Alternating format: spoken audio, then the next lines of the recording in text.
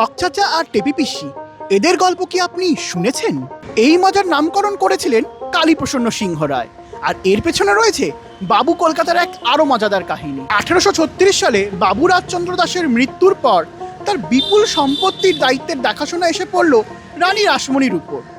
তিনি তার জামাইদের ডেকে পাঠালেন এবং বললেন, এরপর থেকে তোমরাই এই বিপুল সম্পত্তির দেখাশোনা করবে। এরপর একদিন জোড়াসাঁকোর দ্বারকানাথ ঠাকুর হঠাৎ এসে উপস্থিত হলেন এবং তাকে ম্যানেজার পদে নিযুক্ত করার প্রস্তাব দিলেন। তখন রানী রাসমণি তাকে বললেন যে তার স্বামীর কাছ থেকে নেওয়া 2 লক্ষ টাকার ঋণ এখনো বাকি আছে তার। দ্বারকানাথ ঠাকুর চিন্তায় পড়ে গেলেন। পরের দিন তিনি ফিরে এলেন এবং জানালেন যে তার কাছে নগদ অর্থ নেই ঠিকই, কিন্তু তিনি তার রংপুর জেলার স্বরূপনগর তালুকখানি লিখে দিতে পারেন।